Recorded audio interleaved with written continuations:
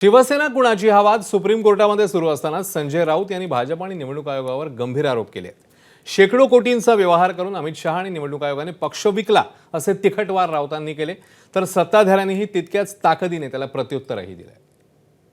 आमच्या प्रकरणामध्ये आमची बाजू ऐकली गेली नाही।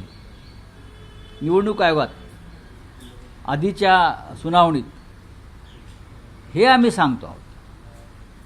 आणि जे वारंवार म्हणतोय निवडणूक आयोगाने शेण खाल्लं, निवडणूक आयोग विकला गेला आणि त्याने आमचा पक्ष आणि चिन्ह विकला शेकडो कोटींना, हा व्यवहार मी वारंवार सांगितलेला आहे।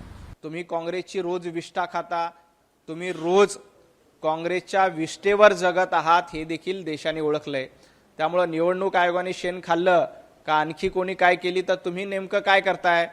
तुम्ही स्वतःचा पक्ष काँग्रेसच्या दावणीला बांधण्यासाठी जवळपास 10,000 कोटी रुपयाची डील उद्धवजी ठाकरे, आदित्य ठाकरे आणि संजय राऊत यांनी केली।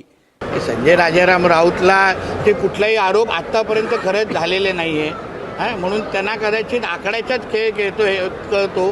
त्यांनी कितीमध्ये पवारांना त्यांची उभाटा विकलंय हे पहिलं त्यांना